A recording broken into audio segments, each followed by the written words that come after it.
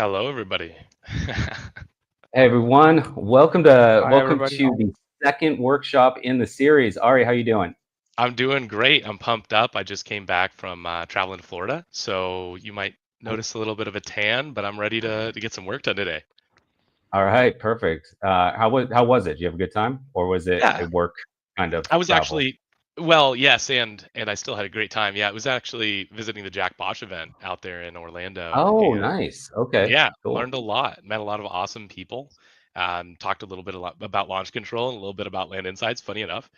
So yeah, great time, and hopefully we have some of those folks watching us now. Cool. Well, we've got our topic today is the power of data segmentation and A/B testing. So we're going to really, and we're joined. We have John Jacobs from the Launch Control customer success team with us. He's going to be able to be my navigator when we take a look at the Launch Control application today, which we are going to have time to do on this one. We're going to start off on the Land Insights side. We're going to pick it up where we left off on and for anybody that missed it, you can check it out on both our live page on YouTube and also on Sumner's live uh, YouTube page to get that replay where we really talked about how and where to identify high value markets within Land Insights. And then today, the focus is going to be just really how to go in and pull that data so that you can then import it into Launch Control and really start generating conversations in those markets to start building some capital for your business. So John's going to help us navigate through that when we get into the app. And for everybody that was here for last week's event, we're going to get a really good insider look at Launch Control this week. All right, sound good, guys? All right, so Ari, I'm gonna let you take the lead for the first one, and if you want to go ahead and pull up Land Insights and start getting into some of those counties that we talked about last week to pull some of that data, let's do it. I think you're on mute at the moment, but if you wanna, Yep, there we go. Awesome. there we go. So Got it. I'm gonna go ahead and pull up. Can you all see that there? I think you. I think I Oh, still I have to see. put it up. I'll put it up right now. Perfect. So last week we looked at There you go. two specific counties. We looked at Beltrami County, Minnesota, and we looked at Guernsey County, Ohio. So really cool. What we did was we, in minutes, found these zip codes and even counties that we wanted to target with a specific acreage range in mind. Now, last week, you'll remember we had some specific acreage ranges. Even just this week, I'm telling you, folks, we're coming out with something new every single week. We entered in and we aggregated all of our most popular requested acreage ranges. So, coming in here, being able to see the entire county, maybe 5 to 100 or 100 plus in acreage, and then being able to come in here and even segment that, target very specific niches within, sub markets within the actual county that are doing better than the rest. This is going to allow you to double down in places for specific, uh, reasons, whether it's subdividing or just flipping that other people can't really see that you're doing, right? This isn't something that you're really having to be worried about because it's putting yourself in this create your own race scenario. So we have so many other options for you to tackle, especially based on your strategy. If you're focusing on infill, we've got tons for that.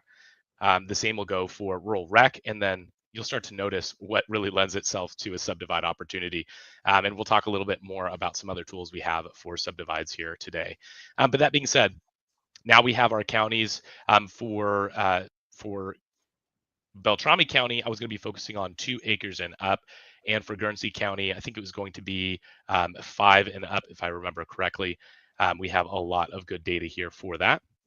And we have 3 specific zip codes that we're targeting in Guernsey County, whereas in Beltrami, it may be, let's go ahead and look at the whole county really quick. It may be just the 2. Okay. So we're going to go ahead and try and pull these. These are going to be very highly targeted. Not only are they highly targeted because we chose the market and then we went into the zip code, but now we're also going to actually open them up in our data platform. So I'm just going to right click this county or this zip code, open it up in the data platform, and you're going to see this bring us to another side of Land Insights. Now that we're in here, what we're going to do is we're just going to really easily open up the filter parcels menu. You'll notice there's going to be a lot to look at. We're going to go through that just here in a second. And that's going to be what we use to to really target this county and this data, but I'm just going to go ahead and type in Beltrami County up here on the search bar. It's going to outline the county. There's so many different ways to look at this data. One thing I love to do is going over to our data layers and entering or selecting our county layer as well as our zip layer. Now, when you're really far zoomed out, this can get a little overwhelming. So, you use it apprehensively. I love looking at the county layer though. And then we'll come in here and we're just going to do that same thing. We're going to target Beltrami County. We're going to go ahead, and the beautiful thing about this is we can include or exclude zip codes. I might veer in the direction of whichever has less. So for Beltrami County, for example, 56601, entering this in is going to allow us to just look at that specific data, right? So we shouldn't be seeing any of the data from any of these other zip codes that we decided to pass on.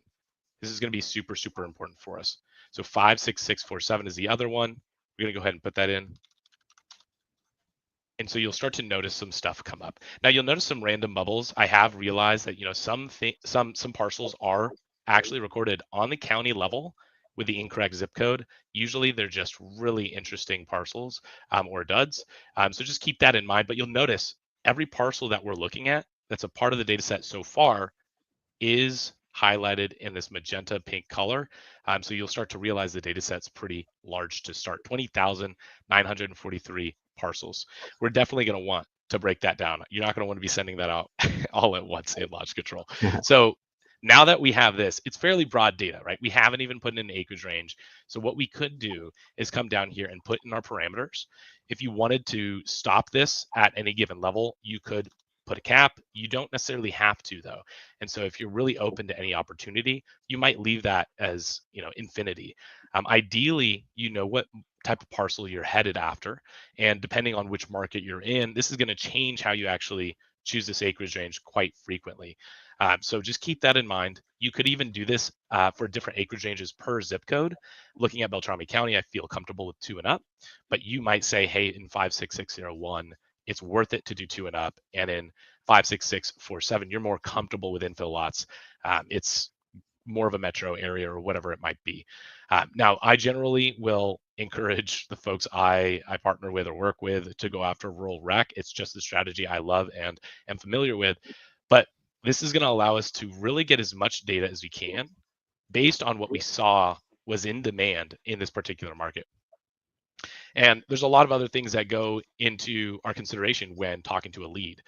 Generally, we have to wait until later to understand, oh, what zoning is this, or what characteristics about this property do I like or not like. We're going to go through all of that now so that you're targeting this data set on the front end, and going into your marketing campaign, you're already confident that if you get a lead, you're probably going to be excited.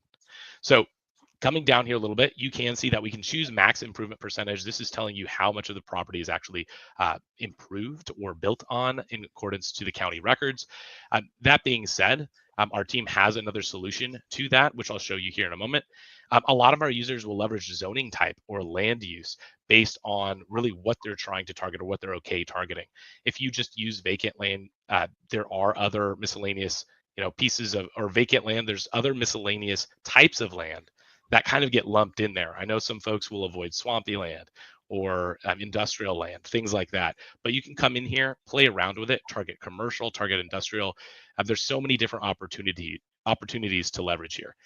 Even just today, and I'm sure he's watching, I had someone talk to me about focusing on mobile home zoned land and targeting that for certain purposes, whether it's rezoning or maybe even buying the mobile home. So there's options that we have here. In terms of vacant land, I tend to like using just the vacant land residential, or there sometimes is a vacant land rural, excuse me. There is one for general as well, and those will get you by, but you'll notice it starts to kind of shrink that data set. So I want to mention why. So the data being sourced from First American is some of the most accurate data on the market. It's, I would argue, even the most accurate, but the issue that we run into is the counties themselves don't always upkeep their data. So sometimes when you put in filters like this, we're actually reducing the data set by parcels that are technically rural, technically vacant, or residential, whatever it might be, but they're not recorded as such. So if you do want to get hyper targeted, you could use the land use to do that. In other cases, what we're going to do is leverage a tool that our team built that's based on our building layer, as well as county data that's available. We'll talk about that in just a second. And that's going to be to shrink this data set to only vacant land. Now, scrolling down just a tad more, going to the next section, we do have a ton of options for owner information. Now, if you've ever been familiar with traditional real estate or wholesaling houses, there's all these lists that people talk about. Well, we have that opportunity to get you just in real time an out of state owner list, an out of county owner list, and then something that I don't think many people have at all, which is an out of zip list. So this is just any owner that owns property in the market you're currently targeting that lives outside of that zip code, right? As you get further and further, our idea is that the motivation technically can get higher as you get further from the property as an owner. So these are super useful to leverage as you try and target this data even more so towards the most highly motivated and best data points you can target. Now, I'm going to toggle a few of these on today, but really quick, I just want to wrap up going through them. The exclude corporate owners. This is so valuable because you can actually remove all corporate owners at once. You're only targeting individuals. This is going to remove trusts, LLCs, federal agencies, stuff like that. But there's other things that we can do here as well if you want to lump that in. Let's say you've gotten a deal from a corporate owner before and you don't want to take that out. There are other ways to exclude the owners you don't want. We're going to talk about that here in a second as well. Now, this is something that I get super passionate about, super excited about, but nobody has this opportunity for you to go and look at interfamily transfers. This is something that we built into the platform. It's a little cherry on top that allows you to focus on just the data that has been recorded at the county level of transferring between one family member to another. Now, there may be properties here when you're looking at these that have a dollar price associated with them. There are other ones that may not. We will talk about how that actually translates to a more motivated lead here in a second. But you can imagine if you're inheriting a property, or maybe Uncle Sally's sending it over to Uncle Bart, there's more motivation if Uncle Bart never wanted that property to begin with. So this is really great for targeting your lists as fast as possible and as detailed as possible. Ownership length, this is something that a lot of land investors run into, but you run into people who just bought the property 3 or 4 months ago. They say, of course I'd want an offer. Go ahead, offer it to me. Or, of course I wouldn't. And so they'll ask you to give them an offer. They'll give you the rigmarole, and you'll end up trying to do a deal with someone who has no interest in selling to you. This has happened to me many times. So consider putting in 6 months, 12 months, 24 months, whatever your team feels comfortable with to ensure you're not in that situation and you're not talking to people who are just going to waste your time. Now, earlier I mentioned excluding corporate owners. The beautiful thing about our platform when it comes to ownership data is you can really get specific on who you're targeting or who you're avoiding. In the keyword sections here, you can put words that you're actually targeting, words that you're trying to go after when it comes to the legal name of any given entity, or you can do the complete opposite. So if I want to avoid federal agencies, state agencies, if I want to avoid oil companies or gas companies, or if I want to kind of create my own list and go through this and build something that my team uses consistently over and over again, you can come in here and make sure that you're actually pulling this out of the data set on the front end. So you're not going through and having to do this manually one by one by one in your Excel file or in Google Sheets, wherever you do this. Now, this is going to prep this data so cleanly for moving into launch control. And I'm going to keep hitting that drum because there are some other things here that are just going to do the same thing. This is going to make the most sense when it comes to marketing as fast as possible. You've worked really hard to find a market. Yeah, go ahead, Michael, please. Yeah, sorry. All right. I wanna beat that drum as well. And it's a big part of what John and I are going to talk about in just a few minutes here, of the importance of doing the legwork at this stage to really know not only exactly what properties that you're targeting, but oftentimes who that owner is and what their motivations may be, and starting at that 3 steps ahead stage as opposed to starting with 10,000 names that are a mixed bag of whatever. Yeah, no, that's exactly right. And the cool thing is most of us, there might be some uncertainty when going into these markets. A lot of us are slower when it comes to finding markets initially, but Land Insights speeds that up. And then going to pull the data, a lot of data providers slow you down because their clunky UI isn't built for land investors to target the exact people we want to target. So Land Insights optimizes for that, builds a process around getting this out to the marketing channel that you're using as fast as possible. Launch control is perfect for this because the data, once we export it, we'll talk about this in a second, but it is primed for the launch control platform. So it's going to work pretty perfectly in tandem. Now, that being the case, we talked about earlier avoiding properties with structures and using the max improvement percentage. If I scroll down just a tad underneath ownership data, you'll see structure. Now, the structure area is useful for many data platforms. A lot of people are saying, well, I only want 0 to 500 square feet.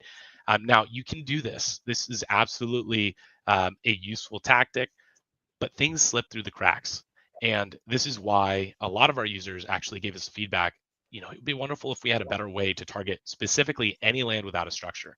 So we built this vacant land only AI tool, which actually looks at our building layer, which can be toggled on the far right, as well as county data in order to make sure that there is no structure on the pieces of land that you're targeting. So you'll notice anything with that green square that's been shaved off the list immediately. If you're a land investor, I mean, this is one of the most valuable things that you could have in your business to make sure you're not talking to anybody. Now, if you have, that has a structure or anything like that, and if you have desires of subdividing, maybe you're okay with a barn, maybe that would be the only instance where I'd say, well, let's use a structure square footage, because a barn might be 700, 800 square feet. You'll want to keep that in the data set if you're okay with that being on the lot. So this is an amazing way to start shaping off the least valuable properties in your data set.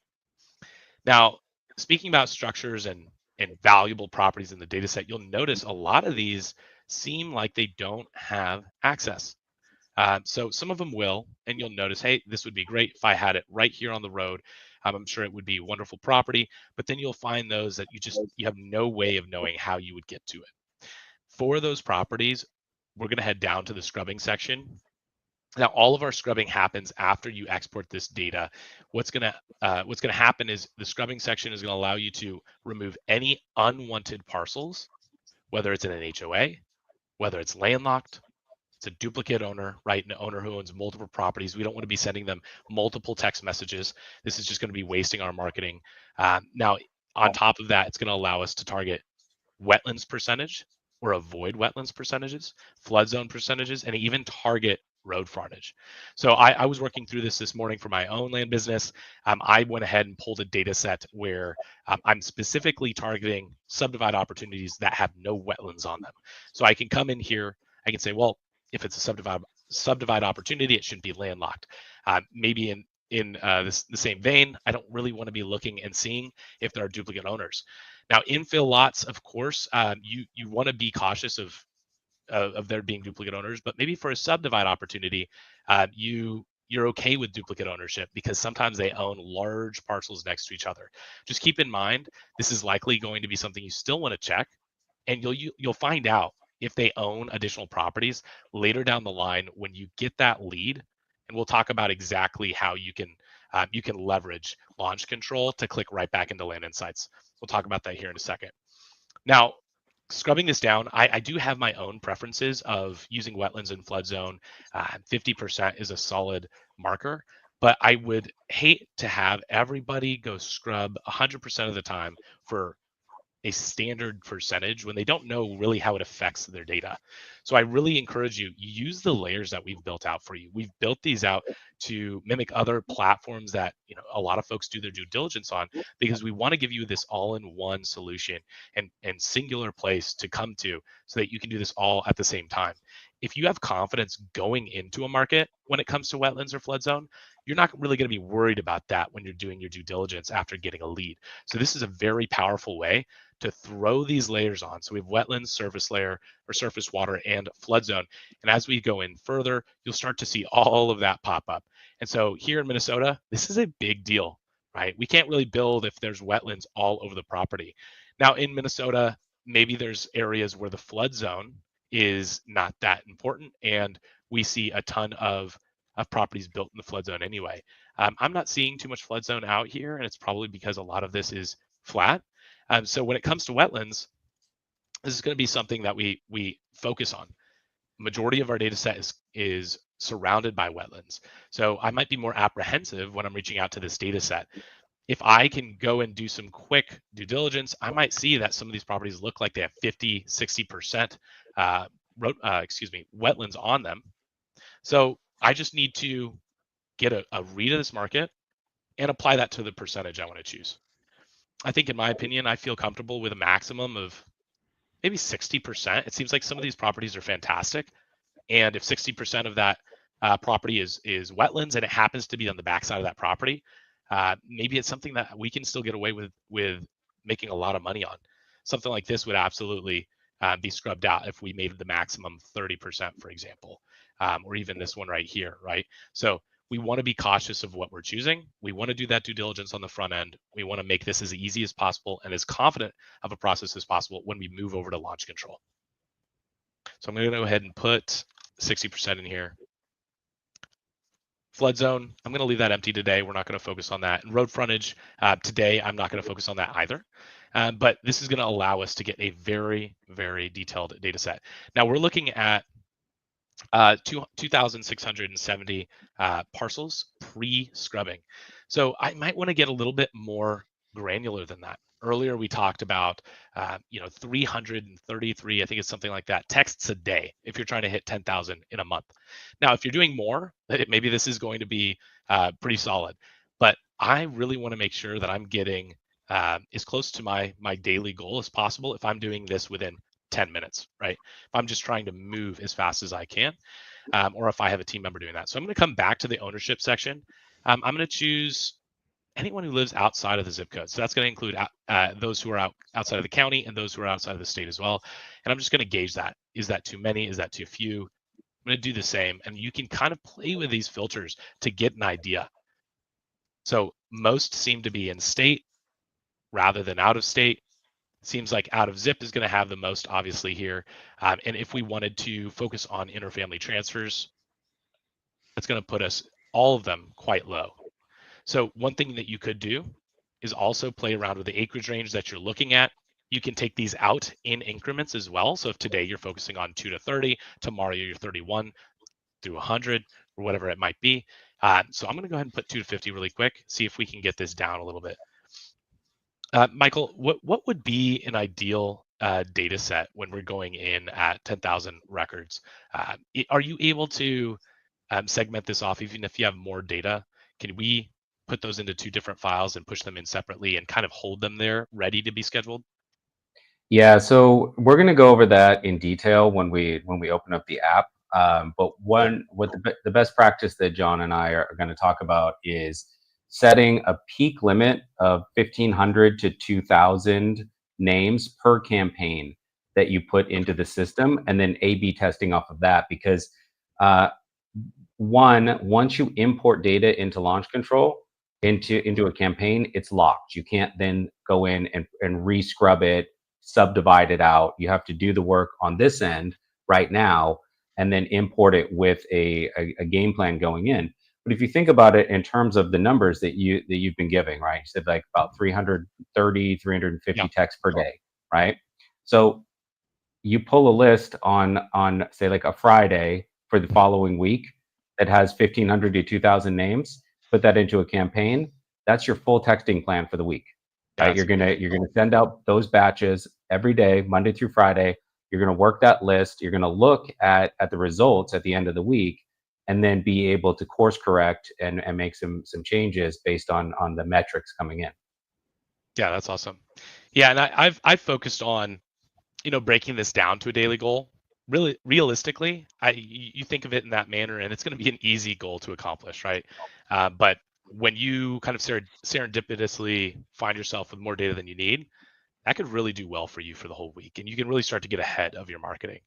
So I do love that. Let's go ahead, and for now, I'm actually just going to go to 2 years and up, and I'm actually going to come down here and just start exporting this.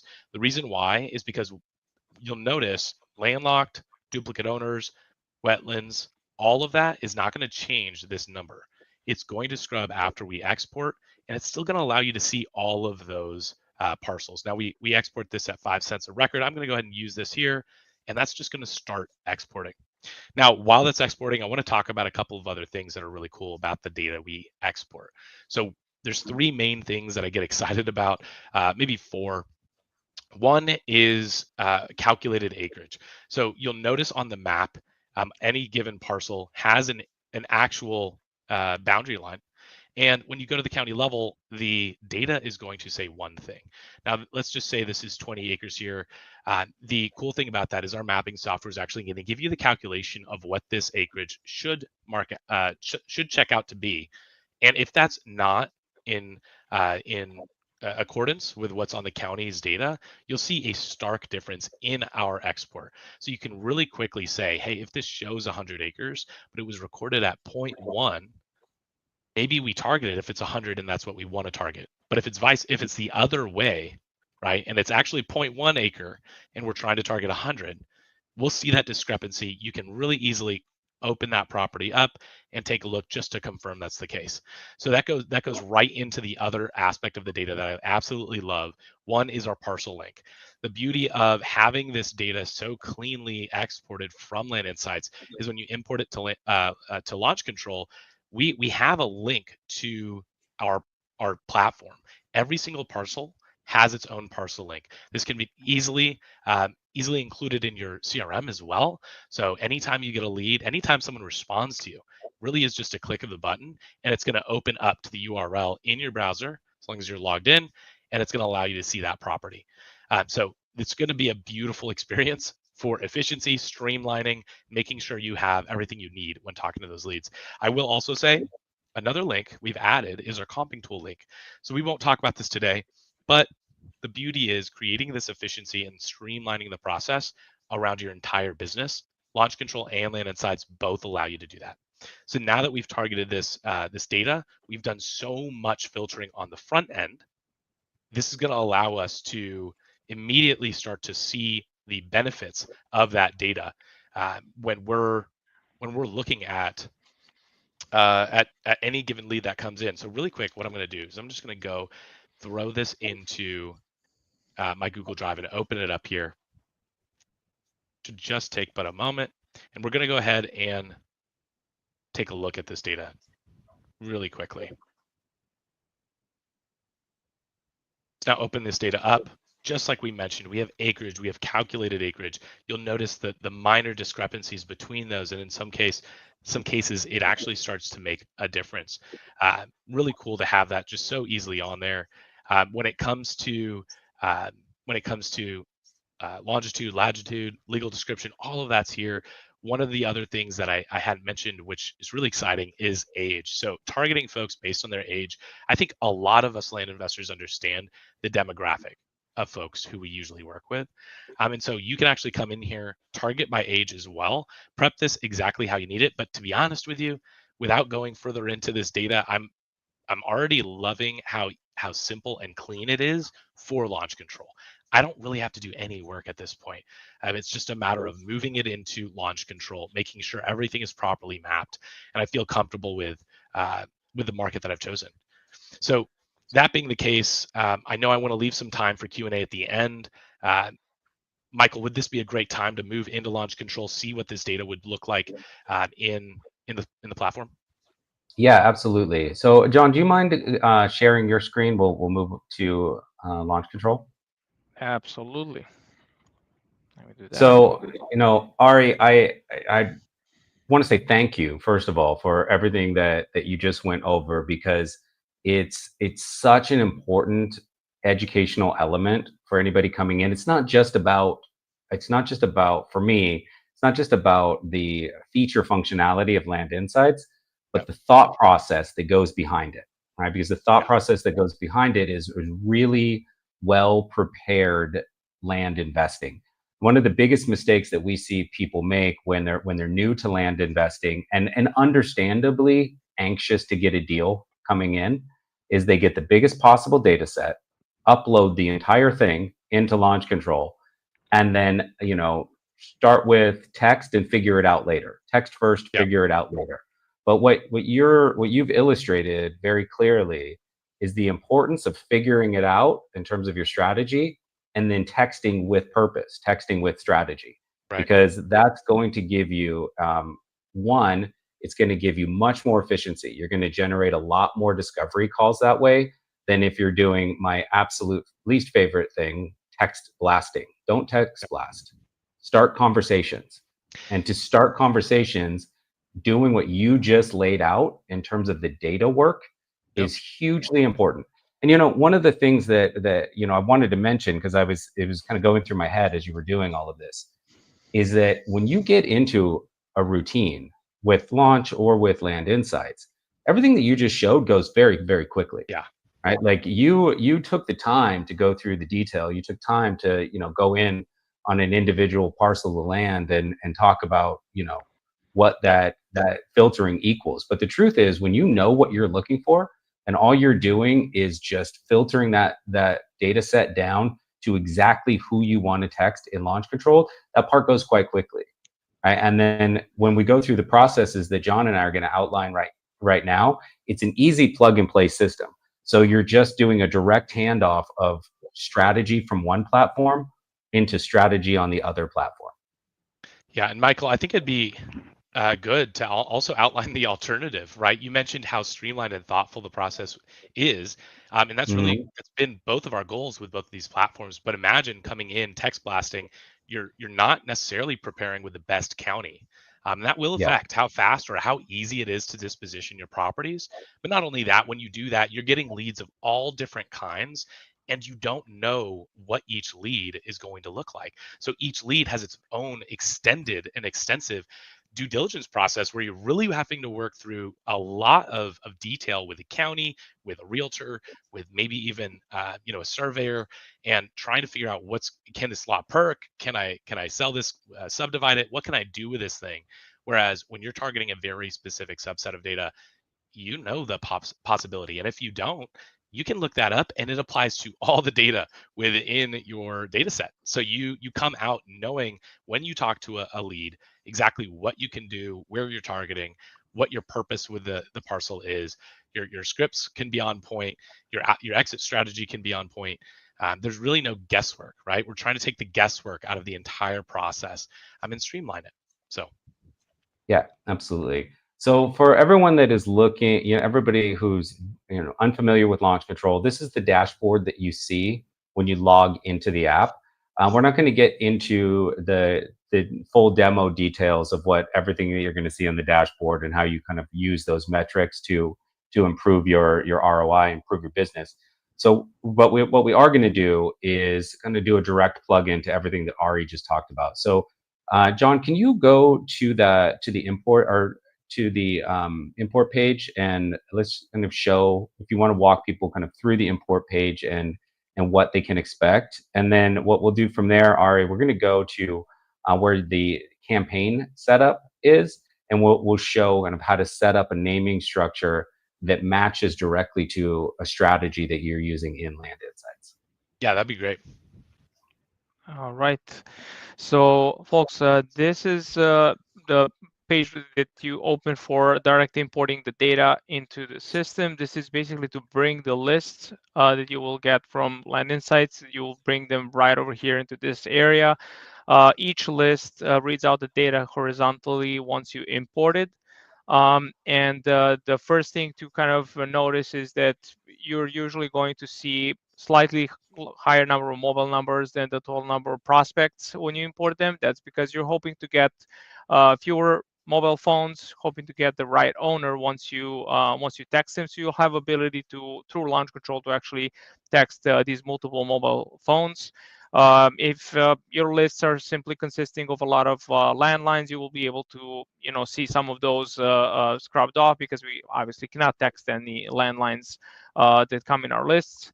The launch control also will eliminate any litigators, any specific DNCs, or any existing matches, which also means, like, if you have let's say, two lists that are almost identical, they consist of almost the exact same data. Some of the existing matches will be removed, because you cannot re-import the same lists over and over again. But what is important is that launch control allows you multiple chances to reach out to your prospects over and over again. You will have an initial campaign, and you will have a chance to follow up with the same prospect up to 3 times if they are non-responder. So technically, you have chances to touch bases with prospects you already texted that are perhaps not interested in responding in the first place. Maybe they were, busy at work. There are many reasons why your prospects don't respond. So we naturally should follow up with them for sure. And one of the things, yeah. John, let me step in real quick here. One of the things that really separates Launch Control, makes it the elite texting platform for real estate investors, is that we have engineered the system to be both friendly to the investors reaching out and allow them to run a really efficient outreach process to get their discovery calls teed up. But we also look at it from the perspective of the recipient, and we want to create, as much as we can, a healthy relationship with the recipients, so that we can keep texting going as a long-term foundational solution for your business, and not run into burnout on the recipient's end, or worse, get into a situation where they feel like they're in a predatory situation, because unknown to you, they're getting pinged by multiple investors from the area and feeling overwhelmed. So we want to, anybody that's texting within the system, we're also looking at it from the viewpoint of the recipient, and putting in safety checks to make sure that they have a good experience as well as the investor. Yeah.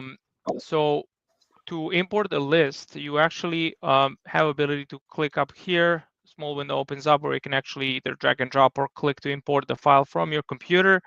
Once you have the file brought up here, you can actually click next, and the file will be imported right over there within a few seconds. Also, one thing that we recommend to our users to just, download a sample import file just to see what kind of information is used by launch control. And I actually have that ready over here to show you.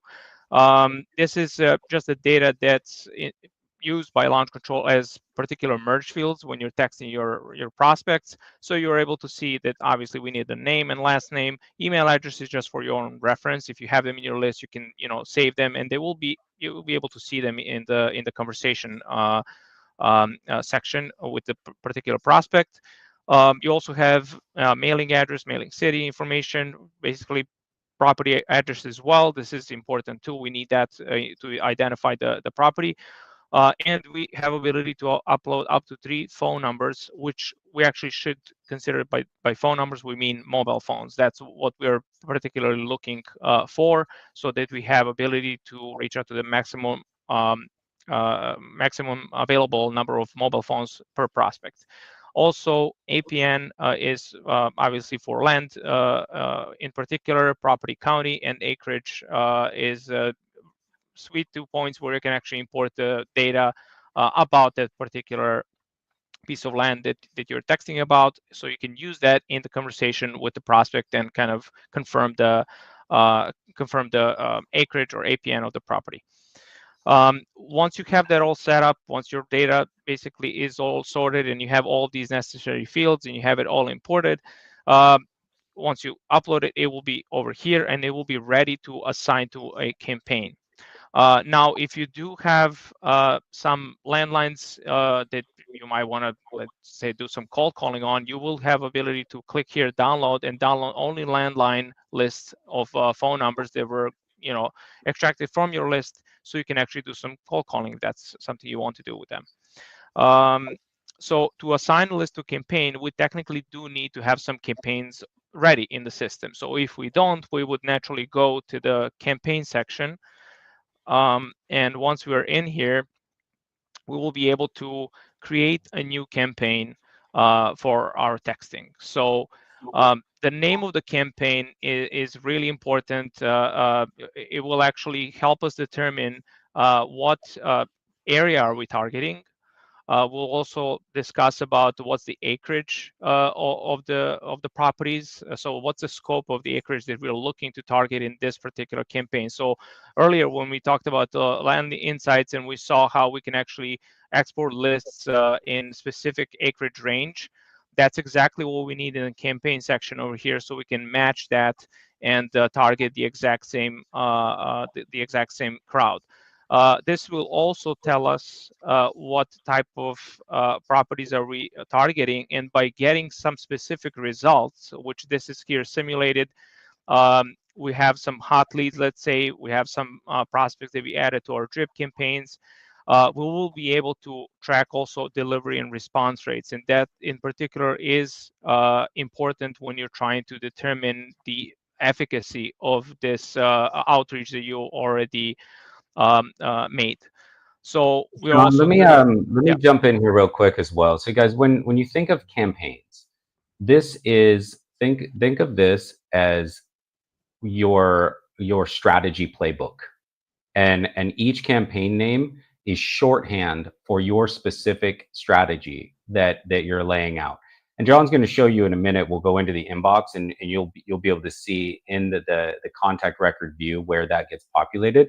But if you just think of you know the way that this is broken down line by line, so we've got Beltrami, so we know what county we're in.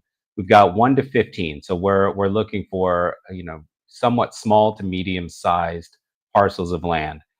OOS would be out of state, right? You can use whatever breakdown you want, but we know that's out of state, or Ari was talking about out of zip if you want to get a little bit closer in the state. So we know that there's and I think of this one in case it's just being a motivating factor, right? So we know what that motivation is. And then the last one is our potential exit strategy, right? So for most people using the system, they're just looking to wholesale or flip the land, right? So we're denoting this one as most likely flip as our exit strategy. But if you look down one, the next one down is Beltrami 15. Well, that should say 15 to 50. That's my mistake. 15 to 50. Okay. Yeah. But we're looking for larger plots of land here. And if we know that there's some level of delinquency, then we've got a motivating factor. And because they're larger, we might be looking at a potential subdivide. Now, if it's a subdivide, I just getting into front loading strategy again, Ari, right? So if we know it's a subdivide for you in your own land business, doesn't that change your margins a little bit in terms of what you would, right? It'll change the entire framework of the conversation you have and how confident you feel talking to that person and making the deal work, right? Because you have so much more flexibility to make it work. And even at market value, some of these deals have a lot of meat on the bone. Yeah, and so this is my point about when you do this front loading strategy, and John's gonna show you in the inbox in a second. We'll even add another layer of filtering with custom tags, just so that we know exactly who we're talking to. But if you let's say you get 15 hot lead responses from anything that you're running through this campaign over the course of the week, just by the sake of how you named the campaign and how you named the content that you sent them, going into every one of those conversations, we can filter for it in the inbox, and that every single one of those conversations, they're in Beltrami County. They've got something that's a minimum of 15 acres and up to 50. They have some sort of delinquency that you can use as a bargaining chip, and it's something that you could potentially subdivide, which changes your margin range quite a bit. So you go into that conversation with a different game plan and a very confident game plan. And you did that by again doing some land research, filtering data pull through Land Insights in something that becomes very routine and quite quick. And then you run it through another system in Launch Control, which again becomes routine and quite quick. And you can really shrink down the work that you're doing week by week, and to the point that you're just having very clear strategic conversations, which can be really powerful. John, is there anything else on this screen you really want to highlight, or should we jump over to the templates and kind of talk about some A/B testing?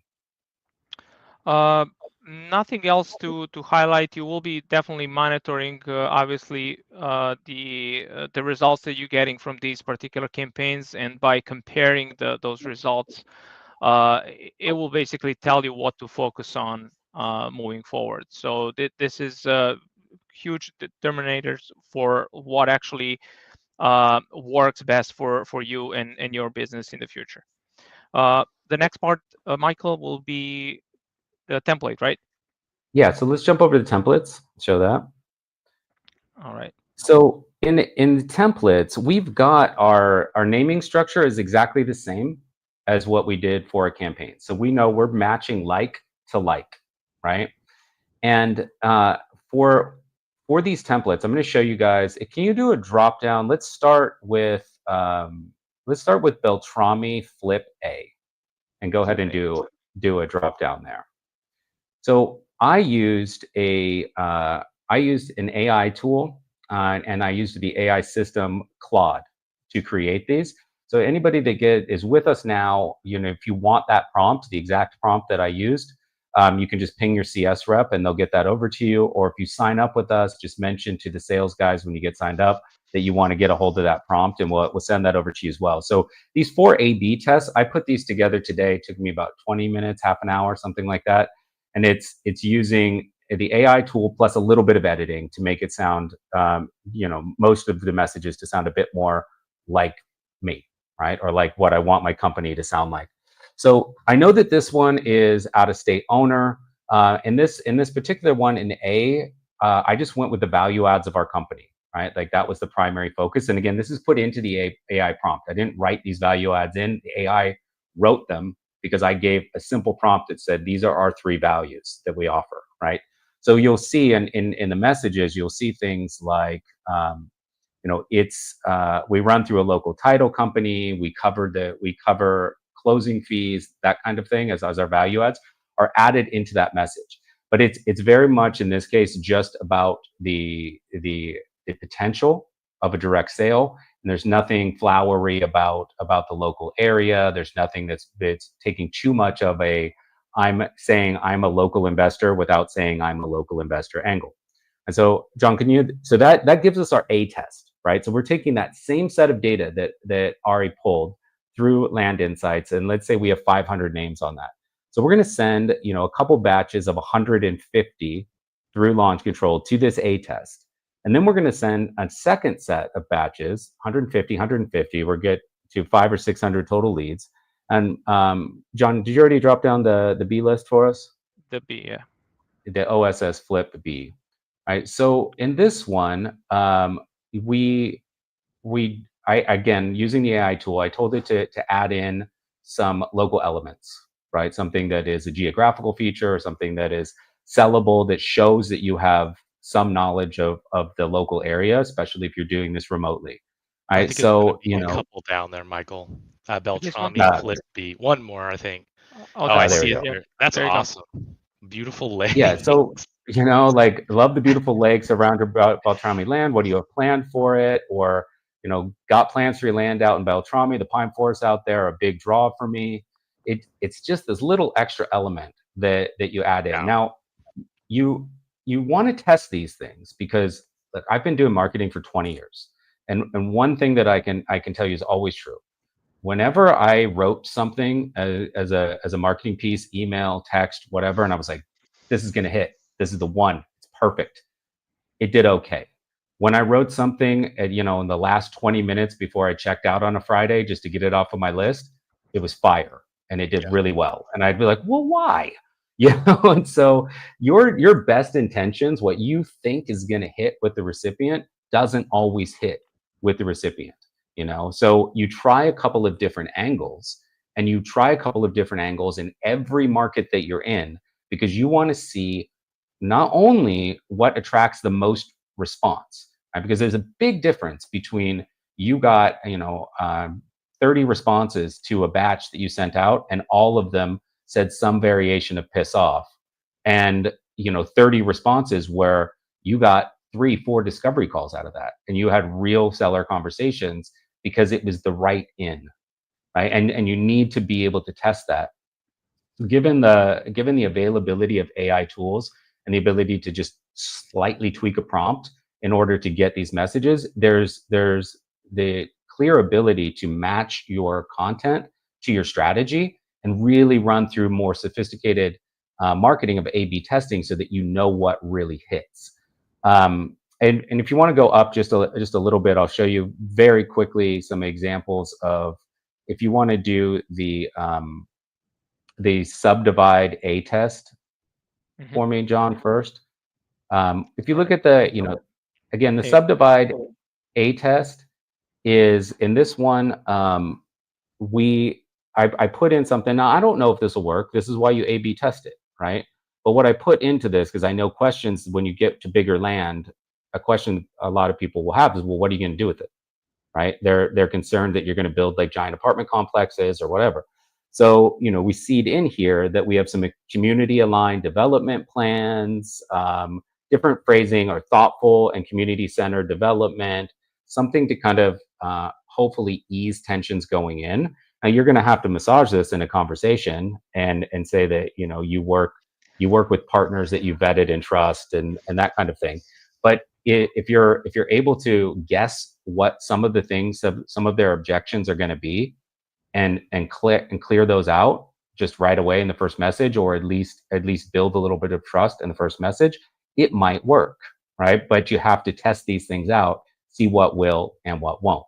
Right? And in the other test, if you don't have to drop that one down, but what we did in that one, just to give a differentiator, because you always want to have a very minor differentiator between your A and your B test, is just specifically mentioned in each one of those messages that we were looking for larger parcels of land in the area.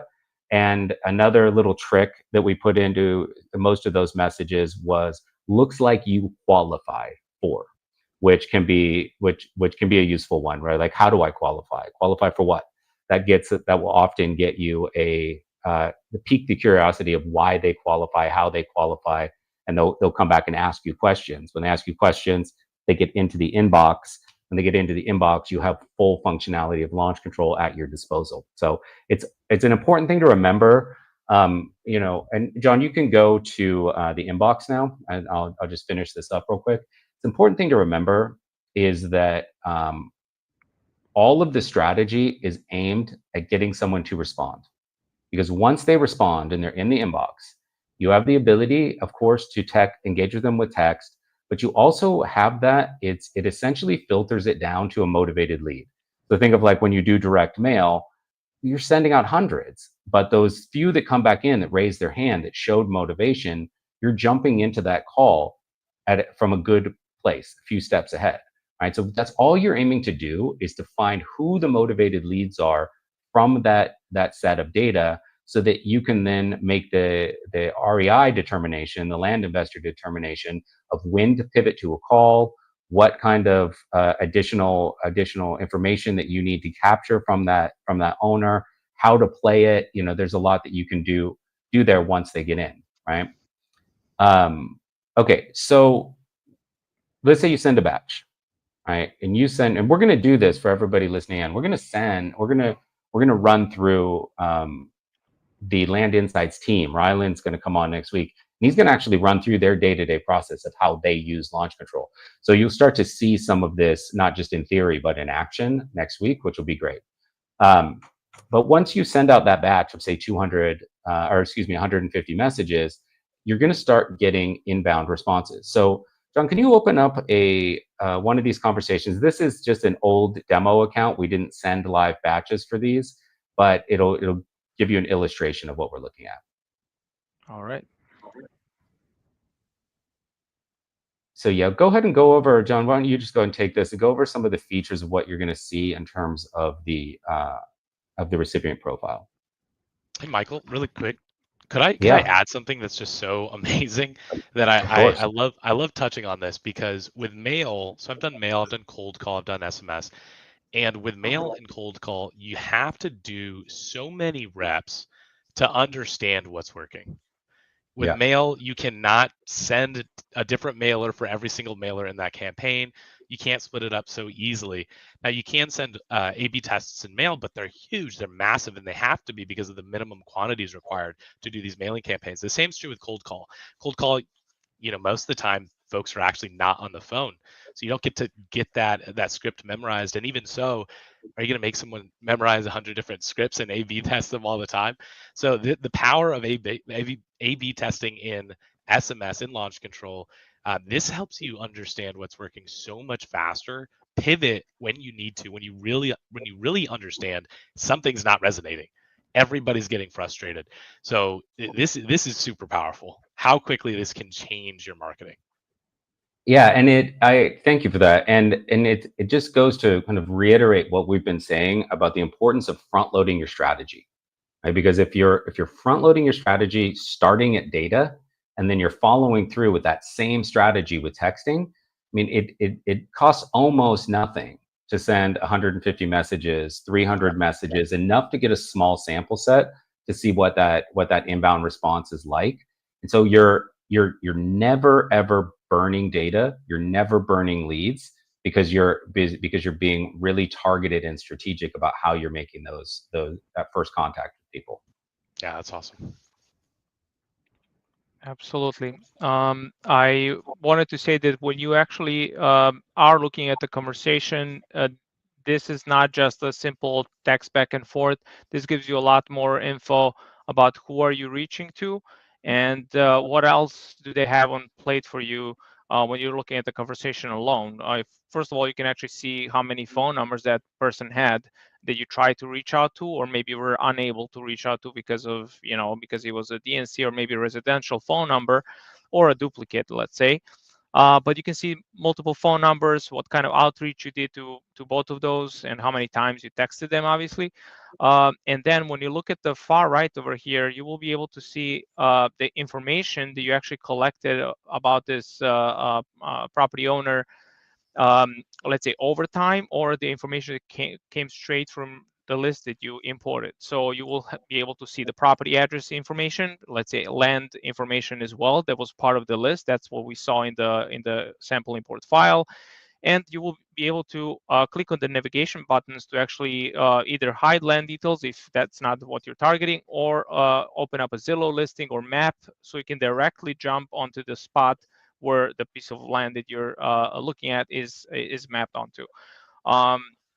Also, you will be able to find a lot of details here, and these details pertain to the list itself, the phone numbers, but also it will tell you exactly which campaign was this part of. So you can know exactly for each one of these conversations, by just looking at the conversation alone, where they came from, what import file were they part of. So you can segment by that as well. And also you will be able to see what batch ID, so you can quickly jump into a particular batch and take a look at the info about which batch was that, when was it sent out, and what were the other responses like at that time, what was the response and delivery rate at that particular moment.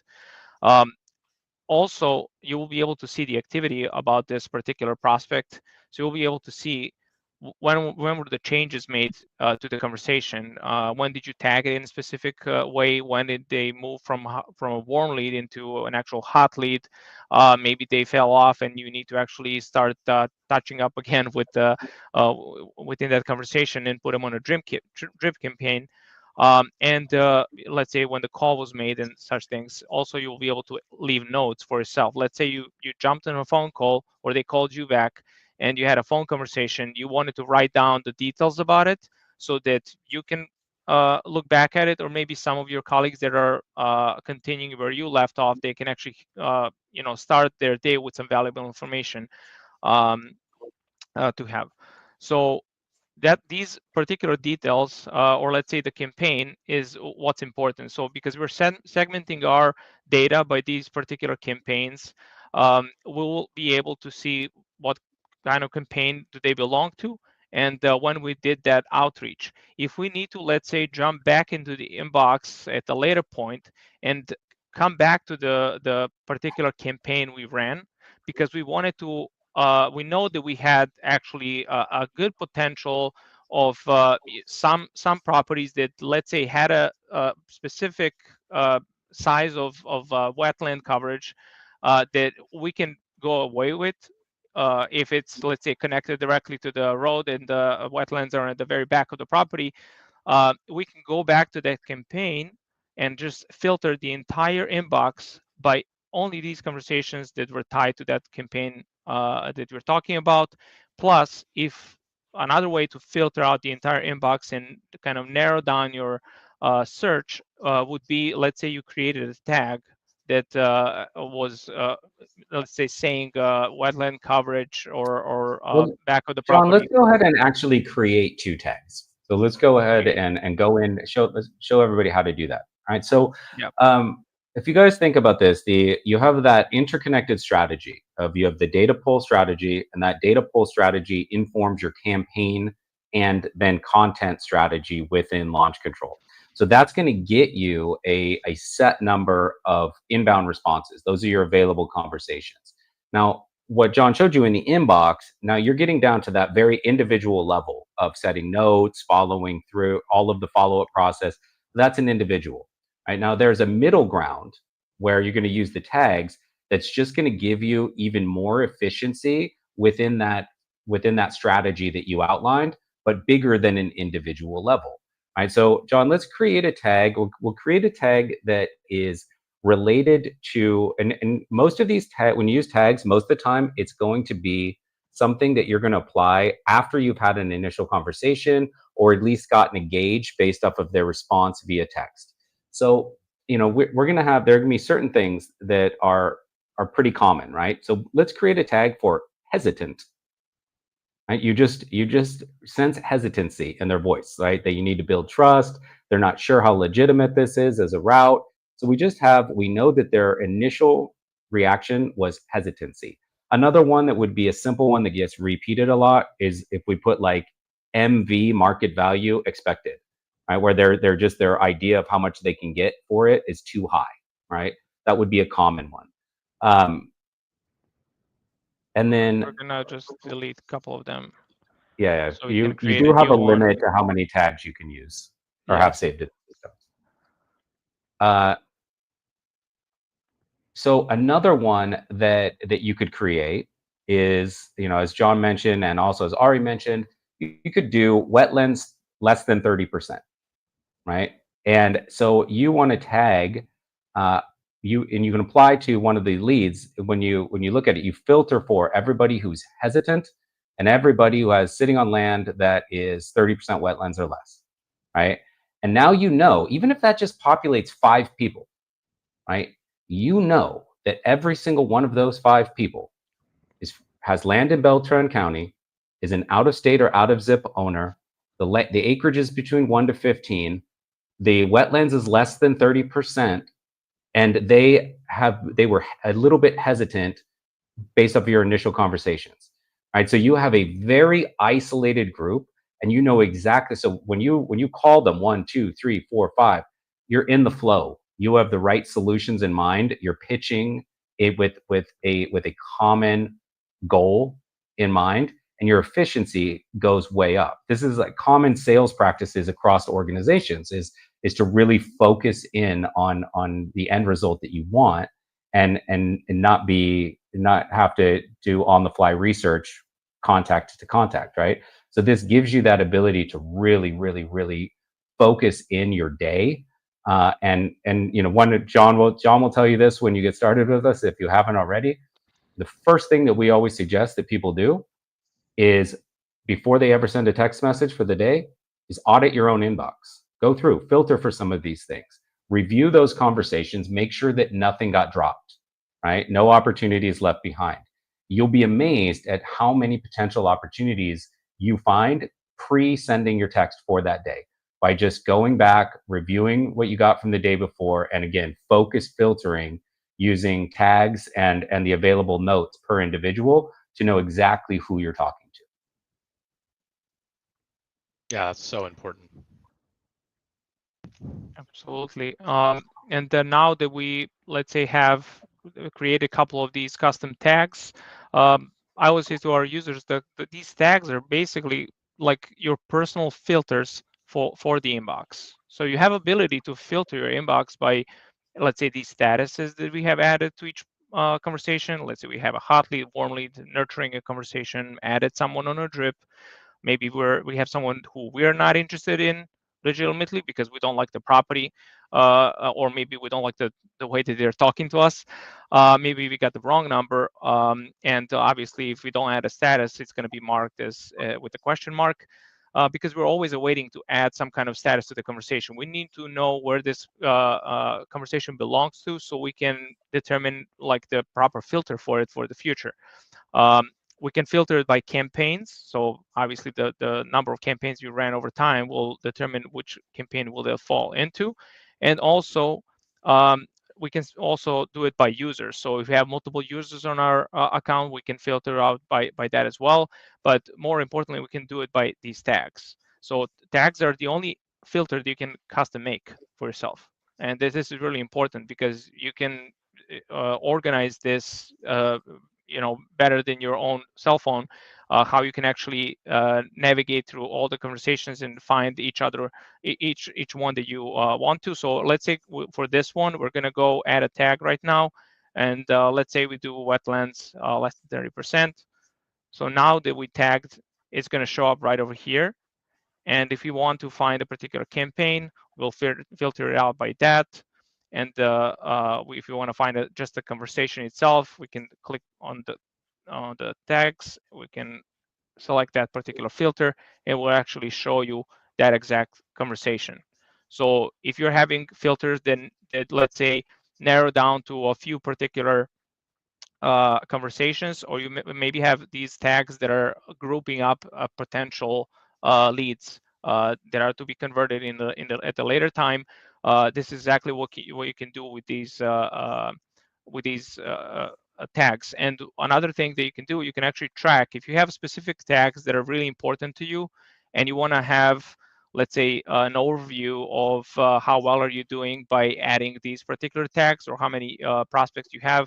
You can track that on dashboard because it will show you um, the tags that you most commonly using this week, or over the course of a month, or let's say on a particular day. So it's really important to use that, because this is the only custom field that you can set up in the filter section. Okay, thanks, John. I appreciate it. One thing that we forgot to show, can we just very quickly go to the campaign analytics page, or campaign analytics view?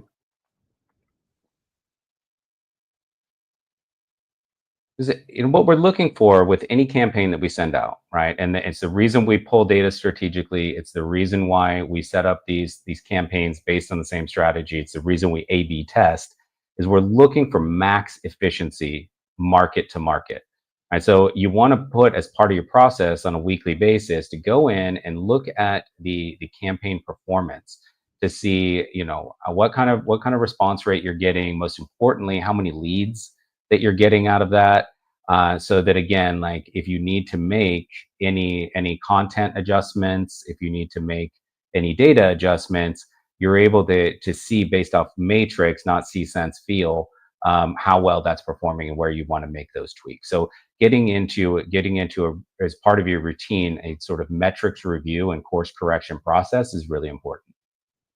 Yeah, and I wanted to add to that as well, is that you are able to kind of segment your data and your campaigns by the type of property, obviously the county, but also the motivator to go into this field and target this particular crowd.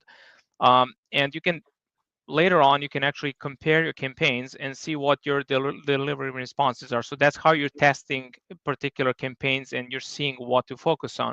But on the opposite end, when it comes to your templates, we're not doing A/B testing in this area, because we're just testing different campaigns.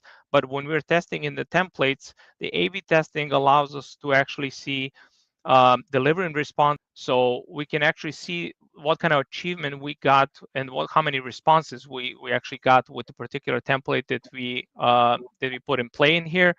that is tied to the other campaign, to the actual campaign in here, and we can that way test and show the results for testing these two different approaches that we tried for the exact same campaign. Okay, great.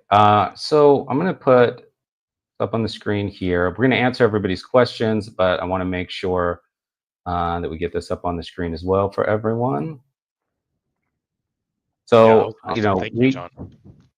So one, what we've said, Ari and I've been saying, or we started saying last week, and the idea going into this is that we really want this to be a same day action plan for you guys.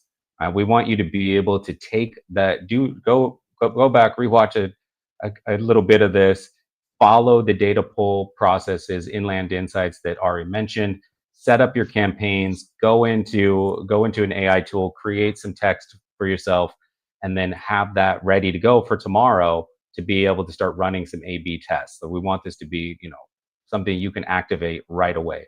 So if you guys aren't part of Land Insights yet, if you're not part of that community or you're not part of the launch control community, you can scan these codes, set up a demo with the Launch Insights or Land Insights team, set up a call and consultation with the launch control team. Make sure that you got both tools up and running. We're going to get to a couple questions that I see on the side here. If anybody else listening in or watching this has additional questions, pop them into the chat now. We'll get to everything now as we wrap things up. We really appreciate you guys sticking with us and spending the time with us today. Okay, so Matt asked if actually there was one up above that, if we had a plan in place to mark a message as unread. I don't think that we do. I like that idea though. So I will definitely, John and I will definitely pass that along to the product development team. And I think it's something that would be useful to keep things up at the top of the inbox. So maybe it's not in the immediate roadmap, but it's a good idea. John, do you have a workaround for Matt's question? The workaround for Matt's question, the text, is there an easy way to just add a phone number to a lead? Okay, so we can text them or add them to the campaign. Unfortunately, not to my knowledge, this is something that we would have to take a look if it's possible to do that on the back end, or maybe there is a quick way to make the adjustment. But you are importing the list as you skip trace, and so once they're tied to the campaign, it's something that literally stays. They are locked in. Before you assign a specific campaign, specific list that you just imported to a campaign, you are able to, if you don't like what you're seeing, maybe you did it wrong, or maybe you're missing an entire column that you forgot to import, you can obviously go back and delete it. You can definitely do it also before you start texting the campaign. But once you start texting the campaign, it's something that's inseparable. Yeah, so that's what I was going to say. Like the strategy that Ari outlined is you're not doing a once a month data pull where you're pulling 20,000 records and spending the rest of the month texting them. This is more of a, if not daily, then at least weekly strategy process where you're looking at different available markets, pulling hyper-targeted data. So if you get one of these suggestions at the beginning of the week and it fits into any of those profiles that we talked about, so it fits into that 5 to 15 acres with an out of state or out of zip owner, you put it into that CSV file before you upload it and just have it be part of that strategy bucket. If it fits into that subdivide category, you put it into that, upload it as part of the Land Insights side of things strategy, and then pop it into launch control from there. So if you're in the process of just consistently looking at data, pulling targeted data, you'll find the right places to squeeze those names in and get them into the campaign, so that, again, hopefully they reply. You can get them on a drip campaign if you need to, and use that full inbox functionality. Yeah, and I can probably add a little bit to that too, Matt. If you're using something like OpenPhone or a third, even in your CRM, you might have a means of calling people. You can go and open that particular data point, right? Maybe it had the wrong contact information, but you can add it there in your CRM and call them from there as well. For those that kind of push us to a different person or say, hey, that's my uncle, here's his number, hit like call him. I tend to do a quick look at the property as well, because I can really easily disqualify that if I don't like the property, or something ends up being wrong. Now that might not be the case if we've highly targeted correctly. So going to the CRM, going to OpenPhone or the third party calling app that you might use is probably going to be your best bet. Thanks, Ari. Mike, so it seems like Launch Control contains a complete CRM. How, if at all, would it integrate with an existing platform such as Pebble, LeadBoss, etc.? So, to be honest, people that are just starting off in their land investing business and are being cautious about how many tools they add early on will often use Launch Control as a nearly complete CRM. And use transfer to spreadsheets, transfer to a Google Docs or Google Drive kind of situation for things like uh, agreement templates and the dispo side of the business. But uh, launch control, like where Land Insights is really pivotal in that market analysis data side of things initially. Launch steps in for the middle of the funnel and really helps you generate those user conversations. And then where a really good CRM is going to come in and also complement Land Insights. Whereas Land Insights has great information about brokers in the markets that you're investing in, is to help you on the disposition side of things and to really complete the full cycle of your business, right? So Launch is an incredible engagement tool. It should always keep conversations open in Launch, never close down a channel, always have it as a textable thread for any lead that you have. But there are going to be certain business closeout functions that a CRM like Pebble is just going to have the functionality for that Launch doesn't. Yeah, and I think there's certain aspects to having a CRM, right? There's pipeline stages. There's basically a customer journey that you've created, whether it's on the acquisition or the disposition. And as you're moving conversations over there, you really want that to fall into the right place, right? If it's a hot lead, maybe it falls into a different place than just a discovery call, right? If you've looked at the property, they've agreed on price through text, or they're eager to sell and they want to know more, that's someone I'm going to be trying to call with the property maybe comped beforehand, rather than saying, hey, how long have you owned the property? Okay, I get it. It's okay, so it's 20 acres. Like, I can see all of that on Land Insights. So do that up front and maybe put it into your CRM in a different area. So that's where CRM can really come in handy. Yeah. I also wanted to add, like, you are able to, let's say, import if you got a certain list of prospects, from the side, like as an addition to the actual prospects you had, like the additional phone numbers, you can run a new list with those in particular. So when you import the list, that's why campaigns are, it's important to see them as actually like a folders or organizer for your texting. You can add a new list and then import a few more contacts into the campaign that already exists, that the previous list was a part of. So you'll have a new prospect with the new phone number to text technically over there. And that's how you can actually do that. So you cannot make it a part of already existing thread that you're doing with that prospect. So add it to just another phone number over there, but you can actually add it as technically as a fresh prospect if you try to import it again. If the system detects that it's an existing match, it will eliminate it, of course. Yeah, and I think you guys can hear that John's very knowledgeable about the app. He's very good at troubleshooting, very good at helping people really optimize the app or really adopt it as best as possible.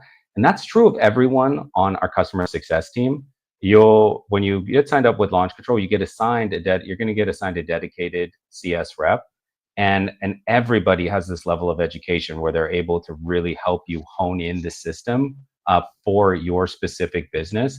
So it's anybody that's coming in fresh with us, the first call that you should take is with the CS team to help them allow them to help you really optimize your setup within the application and answer some of those little questions.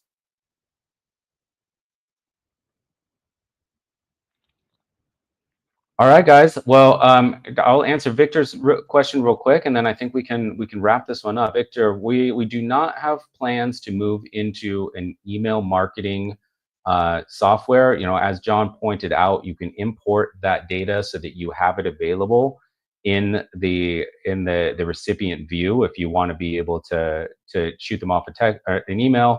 There's also, that kind of gets into those blurred lines between being a text engagement platform with a specialization in text engagement and getting into CRM space, where, on the CRM side, every CRM tool is going to have the ability for you to email and track recipients on that level. So if you've gotten, consent and they're in your inbox, and you want to email them that way, most of the time that's going to be done at the CRM level.